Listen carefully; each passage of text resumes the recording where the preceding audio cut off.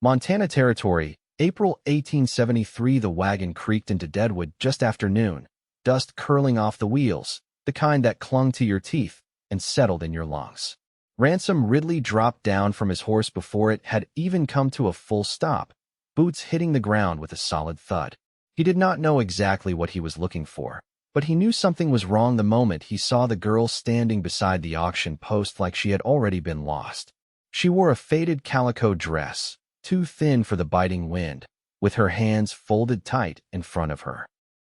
Her hair was pinned up like someone had made her look proper for shame's sake, but the smudge on her cheek and the cracked lip told the truth. She was not here by choice. Name's Rowan Jarrett, the man with the ledger barked.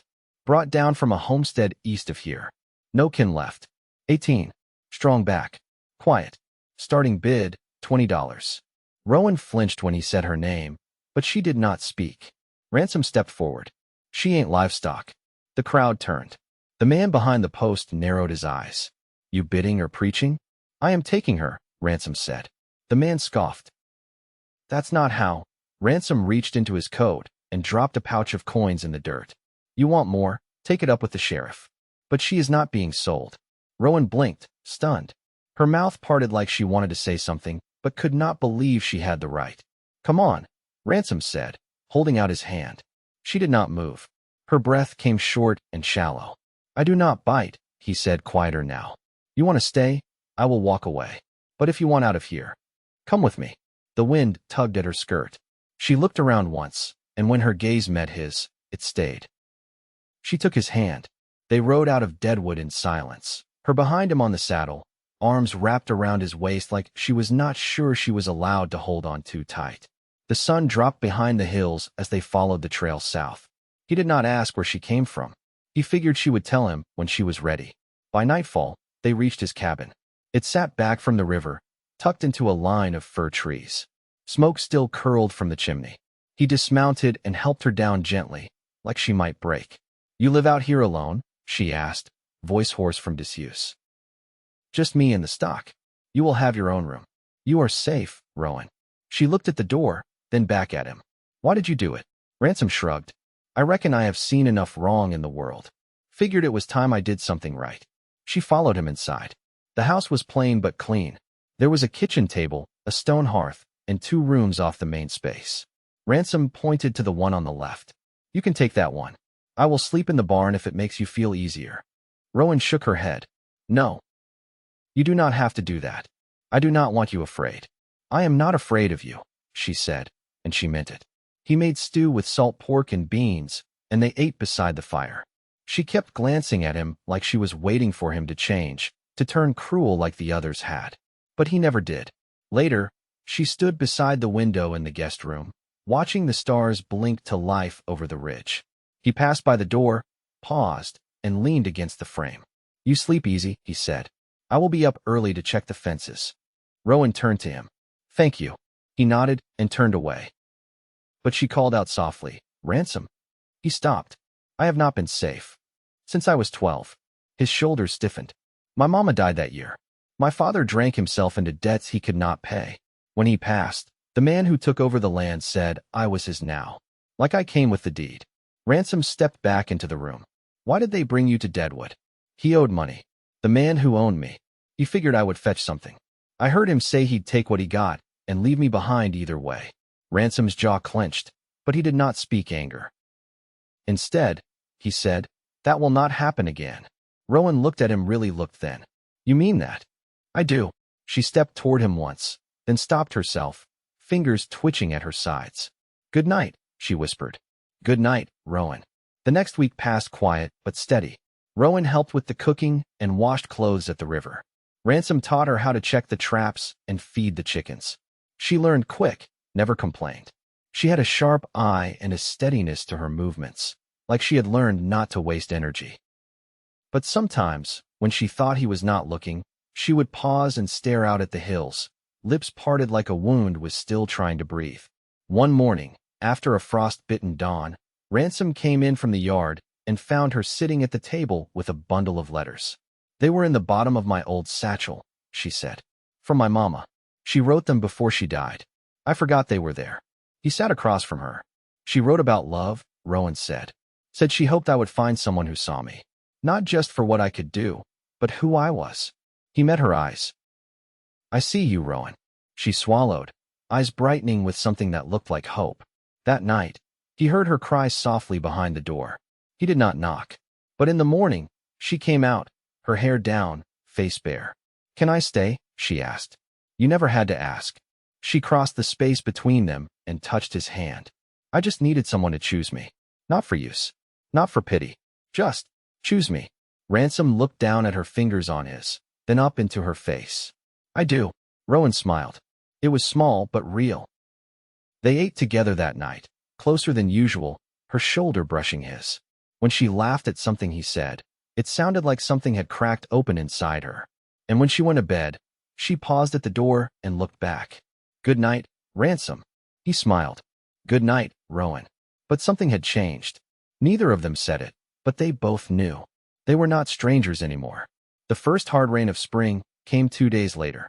It clattered against the cabin roof like loose nails shaken in a tin, and the wind turned sharp, driving cold through the chinks in the walls. Ransom moved through the house with quiet purpose, banking the fire higher and laying an extra quilt across her bed while she was still out at the creek with the washboard. When she returned, hair damp and boots muddy, she set the basket down just inside the door and looked at him, puzzled. You always make ready for storms this way?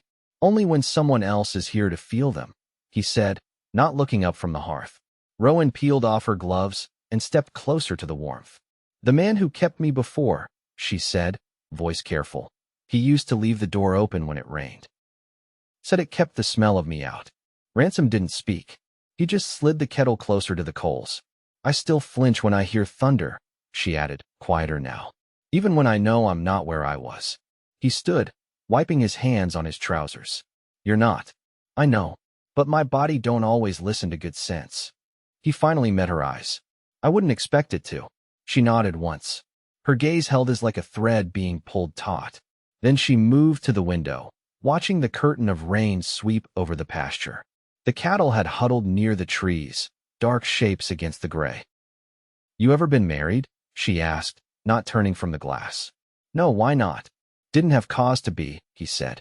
Spent most of my years working other men's land. Then I bought this place. Didn't make time for much else.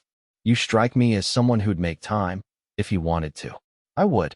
She turned then, leaning her hip against the sill. You ever wanted to? I do now. The words settled in the space between them like a stone dropped in still water. Rowan didn't answer. She just walked over to the stove, took the kettle, and poured him a cup of coffee. Her hands were steady. That night, the storm passed, but clouds still hung low across the hills. Ransom didn't sleep. He sat near the fire, one boot tapping slow against the floorboards. Around midnight, he heard her door open. I can't sleep, she said, her voice barely louder than the whisper of wind outside. He looked up, but didn't rise. Want me to sit with you? She nodded. They sat side by side on the floor, backs against the hearth, knees drawn up like children listening for ghosts. After a long while, she spoke. I used to dream about running, she said. Not to anywhere in particular. Just away. You don't anymore? No. She looked at him, her expression unreadable. I don't want to run when I'm here. The fire cracked and popped, casting long shadows across her face. I don't know what kind of life you see for yourself, she said. But I've got nothing left to go back to. And nothing to give but myself. You think that isn't enough? I think it's all I've got. He reached over, took her hand in his. Then it's all I want. She breathed like someone who hadn't been allowed to for too long. Then she leaned her head against his shoulder. They stayed like that until dawn. When morning broke, soft and gold across the damp earth, Rowan stepped outside while Ransom saddled the horse. She moved through the yard with purpose, checking the pen and scattering feed for the hens. He watched her from the barn, the way she moved now with a quiet sort of claim over the place. You ride? He asked when she came back around to the corral. Not well, but I'd like to learn. He handed her the reins. Then I'll teach you. They spent the afternoon in the lower field where the grass had started to green. He showed her how to sit the saddle proper, how to hold her weight through her thighs instead of pulling on the reins. She listened close, never asking him to repeat himself, always meeting his eyes when he gave her a new instruction. After the third pass down the fence line, she turned the horse herself, a little crooked in the seat but upright, proud. "I ain't good yet," she said, dismounting with a stumble. "You're not supposed to be. Not yet. But I will be." He nodded.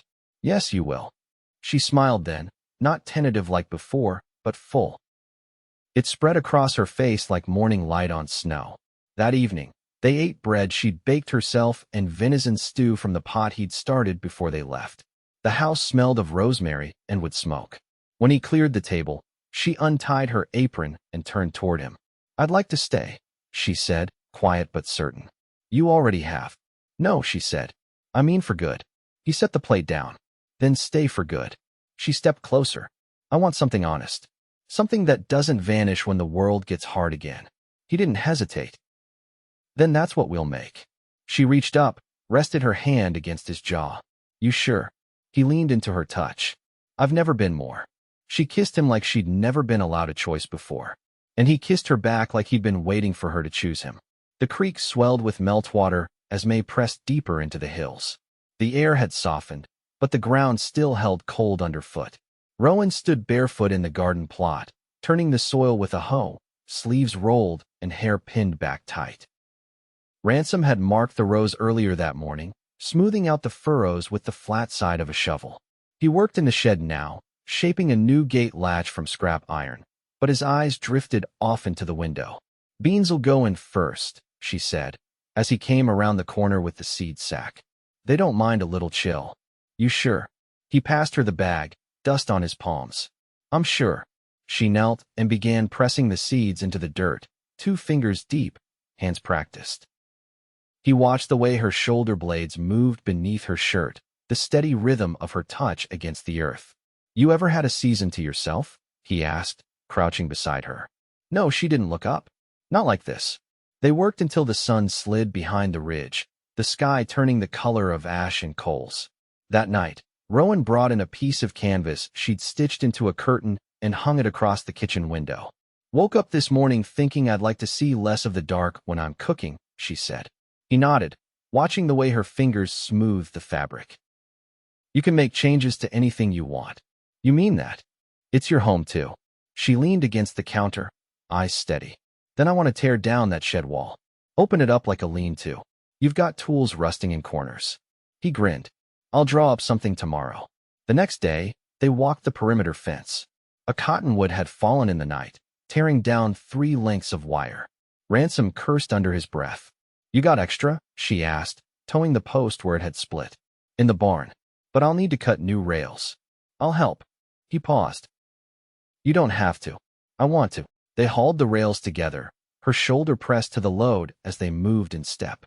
When they reached the break, she held the post steady while he hammered it down. Sweat beaded at her temple, but she didn't wipe it away. When the last stretch was wired tight, she leaned back against the fence and exhaled. "You're strong," he said. "I had to be." "No," he shook his head. "I mean now. Not because someone forced it. Because you choose to be." She looked at him, something unreadable in her expression. "I don't know how to be anything else." "You don't need to." They didn't say more. The wind moved through the grass, and somewhere far off, a hawk cried out over the ridge. That evening, Rowan brought out a folded scrap of muslin and laid it on the table. Inside were bits of lace and thread, a needle tucked into the hem. "I want to make something for you." Ransom hesitated. "You don't need to." "I want to," she repeated, firmer this time. "You've given me a place. I want to mark it with something of mine." He didn't argue, just watched her thread the needle, her fingers sure. "What did you used to do before all that happened to you?" She kept her eyes on her stitching. "Mama taught me to sew. I'd mend shirts for the men working the fence. I used to dream of making dresses for women who'd ride into town just to pick one out." "Why didn't you?" She gave a quiet laugh. "Because nobody cared what a girl like me dreamed about." "I care." She met his eyes. "I know." By the week's end, the hill grass had come in thick, and the cattle moved slower in the warmer air. Rowan had started leaving the door open in the afternoons, letting the sun reach across the floorboards. One morning, she stepped outside before light and didn't come back for nearly an hour. When she returned, her hands were smudged with charcoal and her cheeks flushed with wind. She held something wrapped in cloth and laid it on the table without a word. It was a sketch of pencil drawing on rough paper. The cabin, the field, his horse near the fence. Him on the porch rail, one boot dangling. Her, standing near the gate, head turned toward him. "I didn't know you could draw," he said. "I used to, when I had scraps to spare." He traced the lines with his eyes. "You see everything." "I try." He didn't take her hand. He didn't need to. She sat across from him, both of them leaning in slightly, the space between them full of something they hadn't named but both recognized. "You ever think about marriage?" she asked. He didn't flinch. "Yes." Her voice dropped. "With me?" He nodded. "If you'll have me." "I will." They didn't rush to touch. They sat in the golden hush of the room, the drawing between them, the promise already made. Rowan stood in the lean-to with her sleeves rolled and her back damp with sweat, sorting nails by size into an old tin. The wall they'd built last week now held firm against the wind, and Ransom's tools hung in order along the new beam. Every inch of the space bore the mark of their labor, hers in the hand-stitched window curtain, his in the straight, square joints of the frame. Outside, the low hum of cattle drifted up from the pasture. Rowan stepped into the doorway, wiping her hands along the sides of her skirt. Ransom was near the western fence, bent over a calf with a limp hind leg.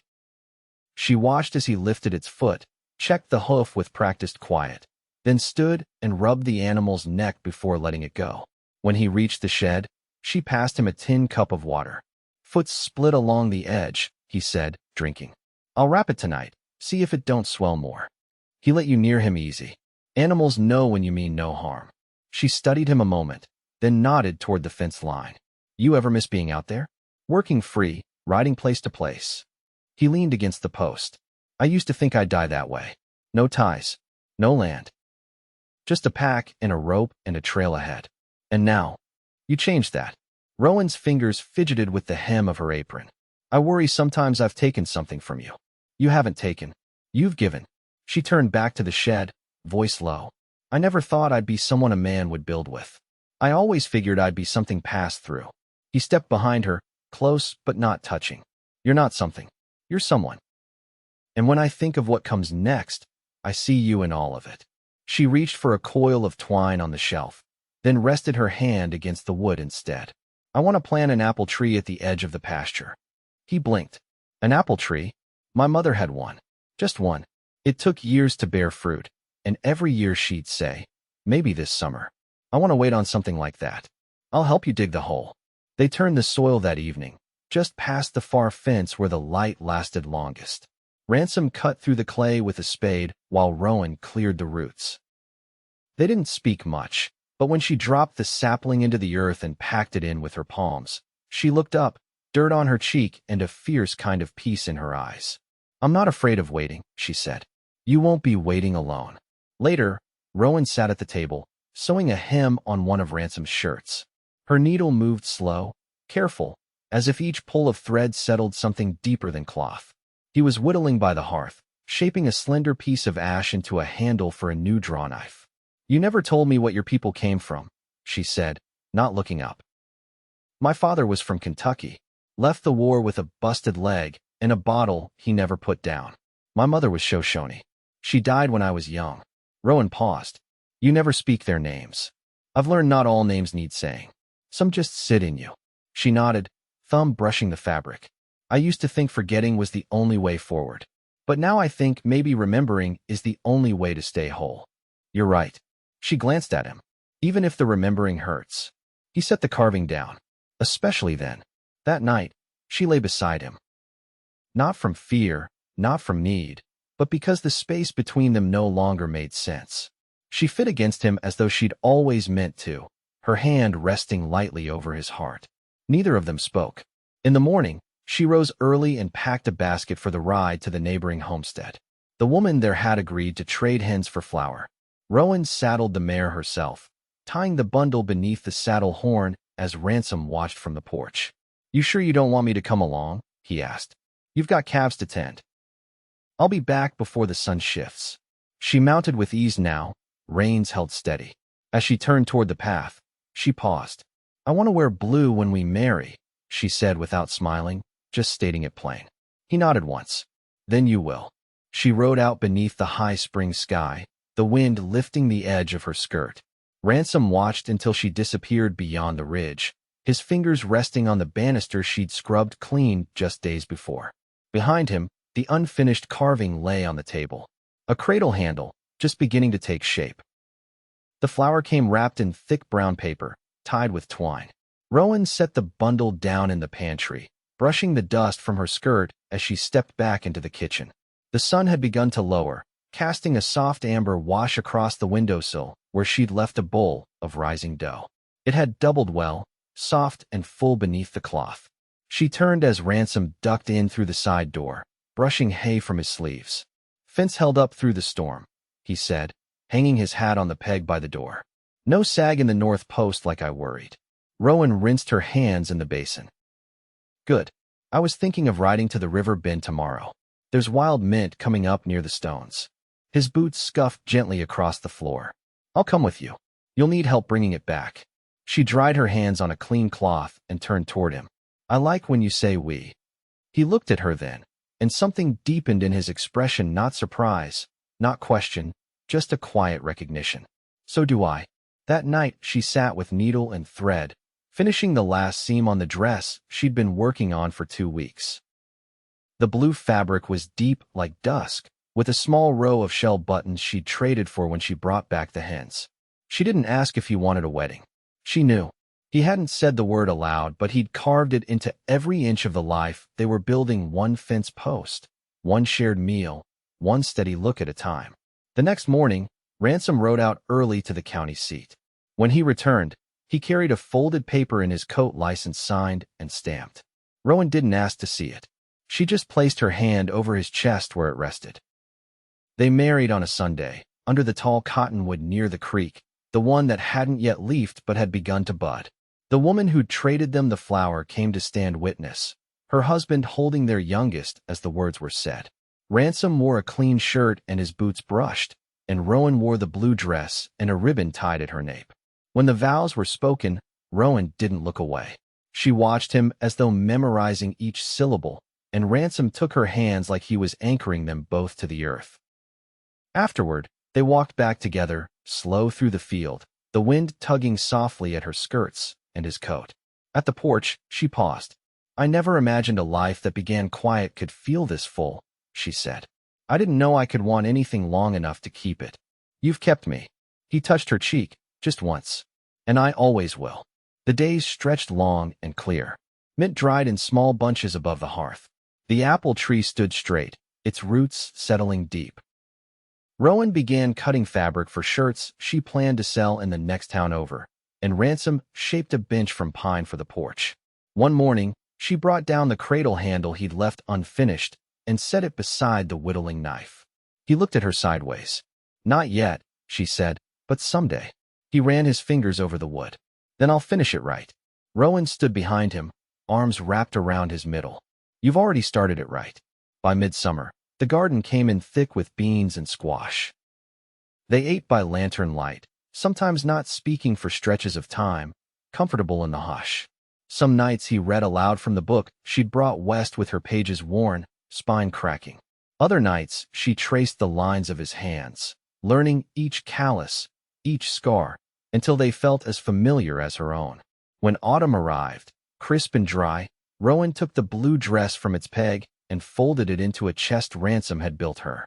She placed a sprig of dried mint between the folds and closed the lid softly.